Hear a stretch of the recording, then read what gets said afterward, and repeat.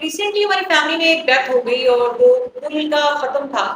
تو as we نو کہ کل کے ختم والے دن ایک فیمیل آتی ہیں اور وہ درس دیتی ہیں، بات چیت کرتی ہیں لوگوں سے. تو میں بھی اس میں شامل تھی. ایک فیمیل آئی اور انہوں نے بات کی، درس دیا. اور ان کا کہنا تھا، جو چند ان کی مختصر سی باتیں بتاؤں گی. انہوں نے کہا، کلمے میں انہوں نے بات کی اور کہا کہ کلمہ جو ہے بڑا مشکل نال جڑا ہوا ہے. تو انہوں نے بتایا کہ جو کلمہ ہے اس کا جو فرسٹ ہاف ہے لا الہ الا اللہ، اس کو اللہ تعالیٰ نے فرشتے سے کہا کہ اس کو لکھو. اور جب فرشتہ اس کو لکھنے لگا تو اس کو لکھتے لکھتے اس نے 70 ایئرس کا ٹائم لے لیا. 70 ایئرس میں فرسٹ ہاف جو ہے وہ لکھا گیا کلمے کا. اس کے بعد جب وہ 70 ایئرس ختم ہوئے اور دین انہوں نے جو محمد رسول اللہ میں محمد لکھنا تھا، تو محمد کی میم جب وہ لکھنے لگے تو وہ 7 سال تک وہ فرشتہ بے ہوش ہو گیا. اس کو ہوش ہی نہیں آئی. 7 سال کے بعد جب وہ اٹھا تو اللہ تعالیٰ نے کہا کہ اوکے کنٹینیو یور ورک نا. تو انہوں نے کہا کہ کیا کام؟ تو انہوں نے کہا جو تم کر رہے تھے وہی کرو، یعنی کہ کلمے کا سیکنڈ ہاف جو ہے وہ لکھنا اسٹارٹ کرو.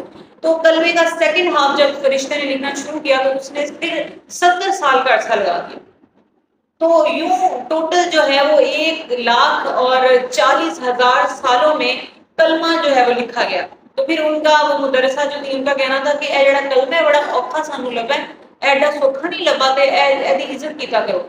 اب میں ان کی باتیں بڑے دھیان سے سن رہی تھی اور اس کے بعد جب انہوں نے، میں نے بیچ میں ان کو نہیں ٹوکا اور ان کو سمجھ آ رہی کہ ان کے قریب بیٹھی تھی تو شی واز لائک کہ اچھا یہ مجھے جو ہے نا وہ بڑے دھیان سے دیکھ رہی ہیں. جو بعد میں نے ان سے بڑے مہذب طریقے سے بات کی اور میں نے کہا اگر آپ برا نہ منائے تو مجھے آپ سے ایک کوسچن کرنا ہے. شی سیڈ اوکے آپ کہیں.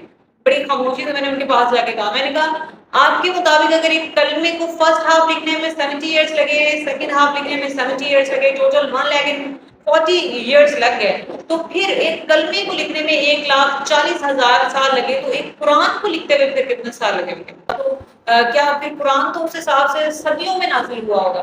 تو ان کے پاس میرے سوال کا جواب نہیں تھا. تو میرا کہنے کا مطلب یہ ہے کہ ہم سب کو پتہ ہونا چاہیے بیسک جو بھی یہ ہمیں لوگ دین کے نام پہ پتہ نہیں کیا کیا لوگ جو ہے وہ دین میں ایڈیشن کر رہے ہیں اور اس میں بات کر رہے ہیں اور جس کا جو دل کرتا ہے اس کو وہ بولتے جاتے ہیں. مجھے لگتا ہے ہماری گورنمنٹ کو اس طرح بھی نوٹس لینا چاہیے اور جو بھی لوگ دین میں ایڈیشن کرتے ہیں، اپنے سے باتیں ملاتے ہیں، ملاوٹ کرتے ہیں، کچھ ایکسٹرا بات کرتے ہیں، ان پہ بھی فائن ہونا چاہیے، ان پہ بھی پابندی ہونی چاہیے اور گورنمنٹ کو اس طرح بھی ایکشن لینا چاہیے. یہ لوگ کس طرف لے کے جا رہے ہیں لوگوں کو؟ وہ ایک گاؤں والا ایریا تھا اور آئی نو کہ لوگ جو ہے وہ اتنے زیادہ پڑھے لکھے نہیں تھے اینڈ سب لوگ بڑے جو ہے وہ سبحان اللہ سبحان اللہ سبحان اللہ کہتے جا رہے تھے اور میں کہہ رہی تھی کہ یہ کیا بات ہے. تو بہرحال اس کی طرف مجھے لگتا ہے کہ گورنمنٹ کو نوٹس لینا چاہیے اور اس پہ